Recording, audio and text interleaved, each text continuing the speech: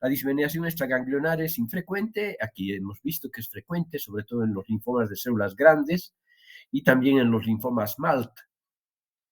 El compromiso medular de la médula ósea es infrecuente y en el no-Hodgkin más bien es frecuente. Los síntomas constitucionales en ambos linfomas son frecuentes. Los defectos cromosómicos también habíamos dicho que en el Hodgkin son principalmente aneuploidías y en el no-Hodgkin translocaciones y deleciones. Y la diseminación, pues nunca se propaga hacia la sangre. En el no-Hodgkin puede propagarse a la sangre y leucemizarse. El pronóstico es bueno, con una tasa de curación de entre el 75 y el 85%, y en el no-Hodgkin solamente una tasa de curación del 30 al 40% de los casos, ¿ya? Seguimos con el diagnóstico diferencial. El grupo axial ganglionar, sobre todo, está comprometido por el Hodgkin, cervical, mediastínicos, paraórticos. En cambio, en el no Hodgkin, múltiples grupos ganglionares periféricos, diseminación ordenada por contigüidad, no así en el no Hodgkin, rara afectación mesenterio y del anillo de Waldeyer, frecuente afectación de los ganglios mesentéricos del anillo de Waldeyer, las amígdalas, infrecuente afectación extraganglionar, frecuente afectación extraganglionar. ¿Sí? Ya que tienen ustedes la célula más clásica de todas las que producen esta enfermedad, la célula de Reed-Sternberg, ¿ya? Esta es una célula grande, gigante, miren, compárela con un linfocito pequeño, normal, tiene muchísimas veces su tamaño, y si consideramos que es el volumen el que está aumentado, entonces pasa de 100 veces.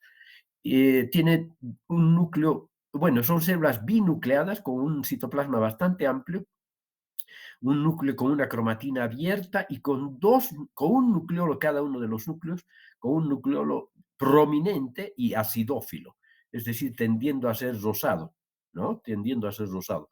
No tanto como los eosinófilos, pero tiene esa afinidad tintorial, ¿ok? Entonces ya la conocen. Esta es la célula maligna, ¿sí? Se considera, bueno, luego de muchos estudios y varias discusiones, que deriva de una célula B germinal o postgerminal, aunque a pesar de ello carece de muchos marcadores de células B, ¿no? Porque no marca CD19, CD20, CD21, sino más bien tiene otro tipo de marcadores. Esta es la imagen clásica de un solo ganglio linfático comprometido por el linfoma de Hodgkin, que como ustedes ven está agrandado, circunscrito por una cápsula, tiene una turgencia al corte que determina cierto grado de nodularidad. Y en la imagen histológica, claro, dependiendo de la variedad del linfoma de Hodgkin, vamos a ver, podemos ver la célula de Reed-Sternberg cuando tenemos suerte, cuando sobre todo se trata de una celularidad mixta, como en este caso, en donde podemos ver linfocitos, inmunoblastos, ¿no? Células plasmáticas como esta. En general podríamos ver eosinófilos, que justo no hay aquí, pero había en la anterior diapositiva, aquí por ejemplo, ¿no? Entonces, esa es una celularidad mixta y esta es una célula de Reed-Sternberg clásica. Aquí se ve un conglomerado ganglionar que seguramente evolucionó a partir de uno de los ganglios y, como dice la teoría, ha afectado varios grupos ganglionares vecinos, ¿sí? Por contigüidad, como dice, ¿no?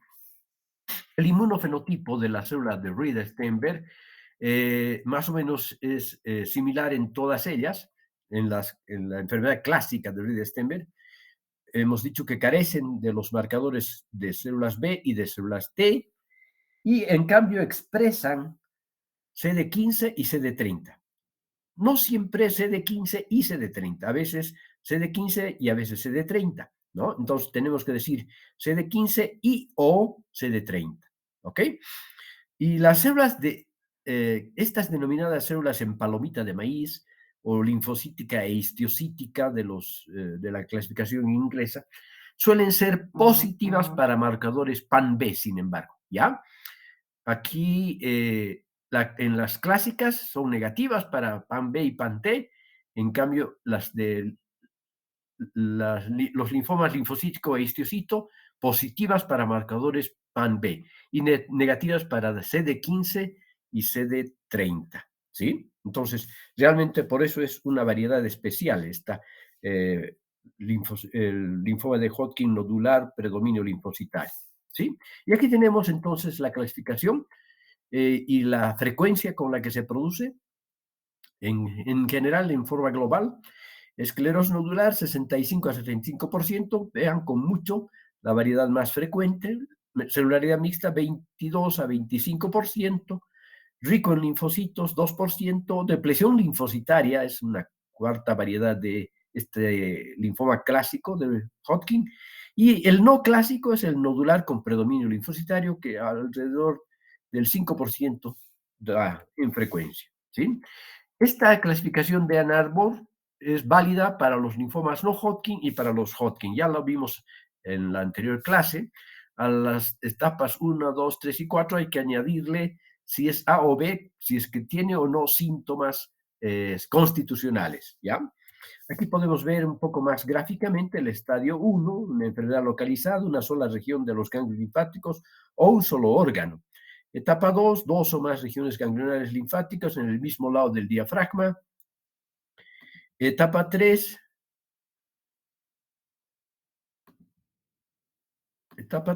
dos o más regiones de ganglios linfáticos por arriba y por abajo del diafragma. Y etapa 4, una enfermedad extendida, ¿no? Comprometiendo grupos ganglionares diversos en ambos lados del diafragma y otros órganos, vaso, hígado, médula ósea, en fin. Bueno, empezaremos a describir lo más relevante y característico de la enfermedad de Hodgkin o del linfoma de Hodgkin, es mejor ahora decir linfoma de Hodgkin, nodular predominio linfocitario, ¿sí? Este es el no clásico, ¿verdad? No clásico. 5% habíamos dicho, más frecuente en varones, alrededor de 35 años o menores, adenopatías cervicales o axilares. En eso se parece a todos. El pronóstico global es excelente, aunque pueden haber recaídas crónicas y también, como en algunos linfomas no Hodgkin, recordarán en algunos linfomas indolentes, entre los no Hodgkin, puede transformarse hacia un linfoma no Hodgkin B de células grandes. Esto es más interesante porque siendo un Hodgkin se transforma en un no Hodgkin de células B grandes, ¿ok? Y que es agresivo ya, ¿no? Hay, ahora, desde el punto de vista histológico, borramiento arquitectural, se caracteriza por la presencia de las células linfocíticas e histiocíticas. Ustedes se van a acordar más fácilmente que se denominan células en palomita de maíz o en popcorn. Y el fondo del ganglio linfático está poblado por una población reactiva de linfocitos, macrófagos benignos, en fin.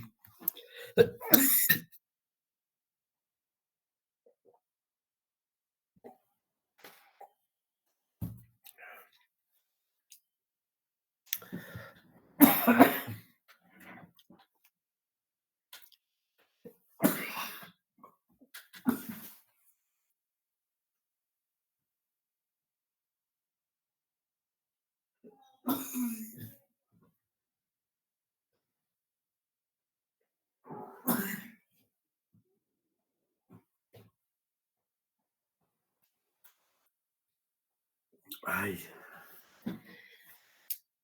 creo que no voy a poder dar la clase, muchachos.